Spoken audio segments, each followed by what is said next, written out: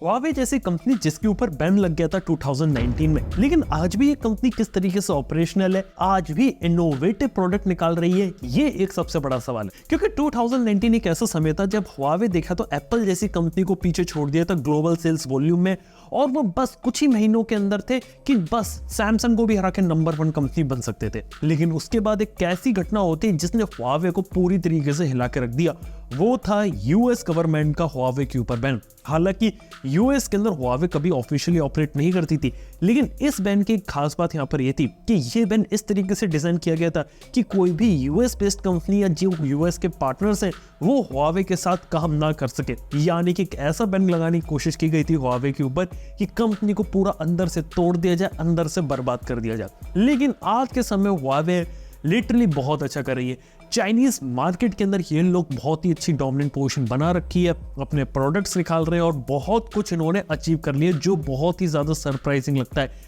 India के case में specifically बात करें तो Huawei के ऊपर कोई भी ऑफिशियल बैन नहीं लगा है, लेकिन हाँ, इसे मैं एक अनऑफिशियल बैन कह सकता हूँ क्योंकि Huawei कंपनी को कहा जाता है कि वो लिंक्ड है चाइनीज गवर्नमेंट के साथ, जिस कारण से इंडिया में ऑपरेशंस वो यहाँ पे अच्छे तरीके से नहीं करते। इस वजह से इंडिया में Huawei के फोन्स आपको देखने को नहीं मिलेंगे, और Huawei के कोई भी प्रोडक्ट अगर इंडिया में देखने को मिलता है तो वो डिस्ट्रीब्यूटर मेथड के थ्रू आता है, जिसका मतलब ये कि कोई इंसान बाहर जाके उसके प्रोडक्ट खरीद के इंडिया में ला रहा है और इंडिया में बेच रहा है। ऑफिशियली कंपनी इंडिया में एग्जिस्ट नहीं करती। हालांकि Huawei के बारे में एक बात यह कि कई लोग इसे एक मोबाइल फोन कंपनी के रूप में देखते हैं, लेकिन ये एक दुनिया की सबसे बड़ी टेलीकम्युनिकेशन कंपनी थी और ये कंपनी टेलीकम्युनिकेशन इक्विपमेंट बनाती थी। जब 5G इंडिया ने आया था तो पूरे चाइना के अंदर 5G इक्विपमेंट जिस कंपनी ने ट्रांसफर करे थे वो यहाँ पे Huawei ही थी। Huawei के टेलीकम्युनिकेशन इक्विपमेंट एक टाइम पे एयरटेल जैसी कंपनी भी यहाँ यूज करती थी, लेकिन इंडियन गवर्नमेंट के फोर्स के बाद हुआ ये कि ये जितनी भी चाइनीज कंपनीज के टेलीकम्युनिकेशन इक्विपमेंट थे इनको यहाँ से टोटली रिमूव कर दिया गया। यहाँ पे प्राइमरली 2 कंपनीज थी, ZTE और Huawei, इनको रिमूव कर दिया गया। इसके अलावा यूएस के अंदर तो चाइनीज कंपनीज का कोई नामो निशान देखने को नहीं मिलता, वो लोग यूज करते नहीं है।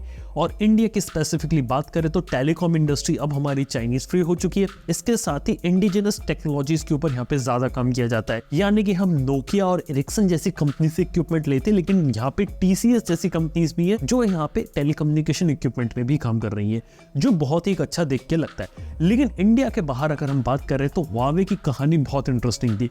2019 में जब ऐसा लग रहा था कि Huawei के पास गूगल प्ले स्टोर का एक्सेस नहीं है, स्नैपड्रैगन के चिप्स यूज नहीं कर सकते, इवन TSMC के साथ पार्टनर करके खुद के चिप्स भी फैब्रिकेट नहीं कर सकते, तो कंपनी को तो 1-2 सालों के अंदर खत्म हो जाना चाहिए था। लेकिन क्या हुआ यहाँ पे कि Huawei जैसी कंपनी ने अपने आप को पूरी तरीके से रीइन्वेंट किया। सबसे पहले तो एंड्रॉइड को डिच करके लोग अपने HarmonyOS पे गए, लेकिन यहाँ पे ये इन्होंने एंड्रॉइड बेस्ड ऑपरेटिंग सिस्टम को यूज किया जो कि AOSP पे बेस्ड था, ओपन सोर्स था और Huawei इसको यहाँ पे यूज कर सकती थी। गूगल प्ले स्टोर की जगह Huawei अपनी खुद की ऐप गैलरी लेकर आ गया, वहां से वो चला। इसके साथ ही उसने अपने प्रोडक्ट यूरोपियन मार्केट में भी ट्राई करने की कोशिश करी और वहां पर भी उसने क्रैक किया। इसके साथ Huawei के साथ एक और एडवांटेज हुआ कि जो चिप्स थी जहां वो TSMC से नहीं बनवा पा रहा था, उसने चाइनीज कंपनी SMIC का यूज किया और वहां पे कुछ ना कुछ करके अपनी टेक्नोलॉजी को एडवांस करके काफी हाई क्वालिटी चिप्स को यहाँ पे बनाना शुरू कर दिया। यानी कि सिंपल सा कहने का मतलब है कि जो जो सैंक्शंस Huawei के ऊपर लगे थे, हर एक चीज को पिछले कुछ सालों में बाईपास किया। चाहे 5G को अवेलेबल करवाना हो, चाहे फ्यूचरिस्टिक फोल्डिंग फोन को बनाना हो, चाहे प्रोसेसर की बात करें, OS की बात करें, ये सब। 2021 में Huawei ने एक और ब्रांड ओपन किया था जो इनकी इलेक्ट्रिक कार्स बना सकता है। ये ब्रांड चाइना में बहुत पॉपुलर है, आइटो नाम की कंपनी है जो Huawei ने शुरू करी थी, जहां पे ये लोग पूरी कार को डिजाइन कर लेते हैं, BMS, बैटरी, मोटर, पूरी इलेक्ट्रिक कार बना दी उन्होंने। हालांकि एक सरप्राइजिंग चीज ये है कि 2024 में अब जाके Xiaomi जैसी कंपनी ने अपनी इलेक्ट्रिक कार निकाली है, लेकिन उससे पहले Huawei अपनी पूरी इलेक्ट्रिक कार यहाँ पे निकाल चुका है। इसके साथ ही Huawei के साथ एक सरप्राइजिंग चीज ये थी कि उसके पास एक कंपनी थी Honor, जिसको क्या किया उन्होंने यहाँ पे कंपनी को बेच दिया। यानी कि बेसिकली काफी सारे लोग थे, उन्होंने इस कंपनी को परचेज किया और वो Huawei से सेपरेट हो गई। लेकिन अभी भी कही जाता है कि ये कंपनी कहीं ना कहीं Huawei से डायरेक्टली या इनडायरेक्टली कनेक्टेड है। इंडिया में Honor ऑफिशियली रूप में देखने को नहीं मिलती, और ये बात मैं आपको पहले कई बार बता चुका हूँ। जो Honor के फोन्स इंडिया में मिलते हैं उन्हें Honor यहाँ पे नहीं बेचती, वो एक कंपनी है H-Tech जो डिस्ट्रीब्यूशन करती है, चाइना से फोन उठा के लाके इंडियन मार्केट में फोन बेचती। इससे ज्यादा उस कंपनी के पास कोई कंट्रोल नहीं है। बस इस तरीके से Honor के कुछ फोन्स मिलते हैं, लेकिन Huawei के तो वो फोन्स भी नहीं मिलते। इसके साथ ही Huawei के साथ एक इंटरेस्टिंग चीज ये हुई कि Huawei जैसे कंपनी को जितना दबाने की कोशिश की गई उतना ही ज्यादा वो राइज करे। सबसे पहले तो चाइनीज गवर्नमेंट का इनको फोकस था, ऊपर से जो चाइना के लोग थे उन्होंने भी हुआवे के ऊपर बहुत ज्यादा ट्रस्ट दिखाया और उसके प्रोडक्ट्स को सपोर्ट किया, जिस कारण से उनकी सेल्स बूस्ट हुई। उन्होंने सारा पैसा R&D में डाला और जितनी प्रॉब्लम्स थी उनको कहीं ना कहीं सॉल्व किया, चाहे OS लेवल पर हो, चाहे चिप्स के ऊपर हो, चाहे प्रोडक्ट्स के ऊपर हो।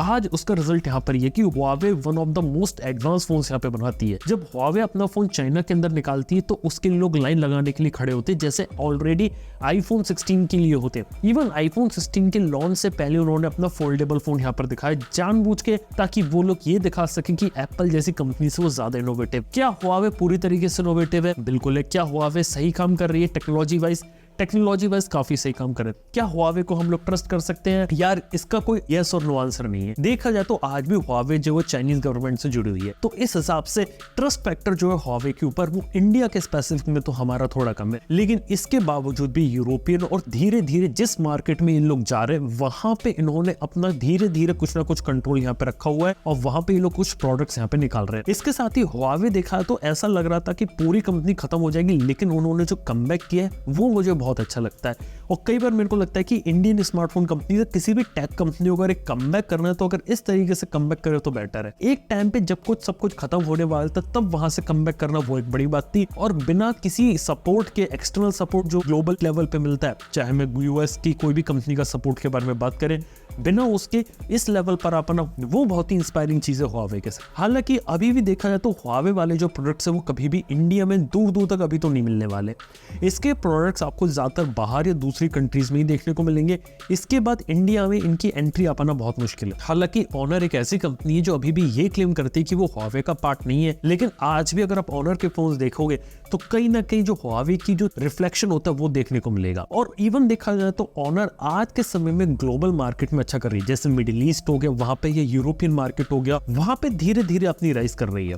और हुआवे ने जो टेक्नोलॉजी जो कई सारी चीजें डेवलप करी है वो ऑनर के अंदर आ रही है। इसके साथ ही बात बोलने जाऊंगा कि हुआवे एक ऐसी कंपनी है जिसने 70% जो रेवेन्यू रहता है ना आज के समय में ओवरऑल चाइना से कमाती है, बाहर से उसका रेवेन्यू वाला पोर्शन कम है और चाइनीज मार्केट को इन्होंने डोमिनेट कर रहा है। लेकिन कई बार मैं सोचता हूँ अगर हुआवे के ऊपर बैन नहीं लगा होता तो शायद ये ग्लोबल लेवल पर डोमिनेट कर रहे होते। इनके ऊपर इतने सारे रिस्ट्रिक्शन होने के बावजूद भी 2025 जब शुरू होने वाला है तब भी ये लोग यहाँ पे ग्लोबल डोमिनेंट पोजीशन लेने की सोच रहे कि कैसे कुछ ना कुछ करें हम लोग, कि कुछ ना कुछ करके हम आगे बढ़े। अब देखने वाली बात है आने वाले 5 से 10 साल कैसे होते हैं, क्योंकि ये डिसाइड करेंगे कि हुआवे कहीं चाइना तक सीमित रह के ना रह जाए, या फिर ये भी हो सकता है कि कुछ ना कुछ लॉ एंड ऑर्डर बाईपास करते करते हुआवे एक ग्लोबल एक्सपेंशन कर ले। क्या आप लोग हुआवे के प्रोडक्ट्स यहाँ पे यूज करना चाहोगे या फिर चाइनीज कंपनियों से दूर से टाटा बाय बाय करना चाहोगे?